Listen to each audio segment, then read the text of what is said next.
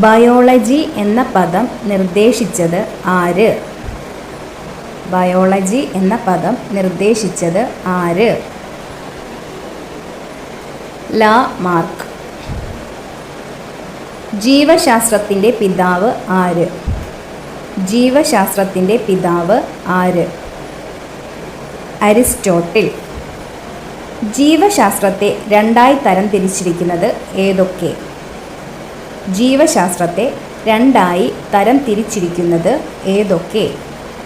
ജന്തുശാസ്ത്രം, സസ്യശാസ്ത്രം. ജന്തുശാസ്ത്രത്തിൻ്റെ പിതാവ്.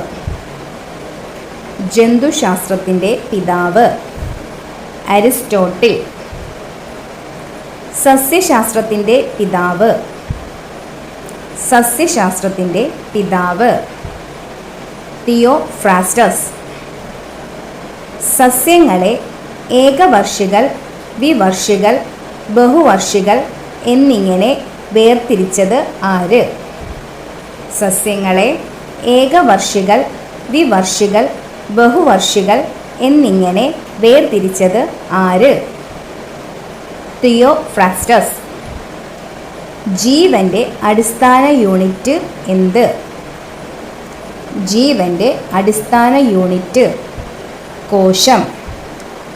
ജീവികളെ കണ്ടെത്തുകയും ശാസ്ത്രീയമായി തരംതിരിക്കുകയും ലോകമെമ്പാടും അംഗീകരിക്കത്തക്ക തരത്തിൽ പേരു നൽകുകയും ചെയ്യുന്ന ശാസ്ത്രശാഖ.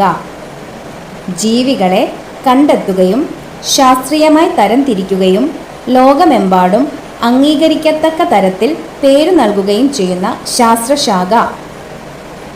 ടാക്സോണമി. ജന്തുക്കൾക്കും സസ്യങ്ങൾക്കും ദ്വിനാമ പദ്ധതി പ്രകാരം ശാസ്ത്രീയ നാമങ്ങൾ നൽകിയിരിക്കുന്ന ഭാഷ.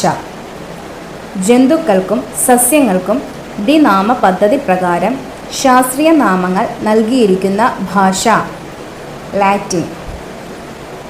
വർഗീകരണത്തിൻ്റെ പിതാവ് ആര്? വർഗീകരണത്തിൻ്റെ പിതാവ്, അതായത് ടാക്സോണമിയുടെ പിതാവ് കാൾ ലിനേയസ്.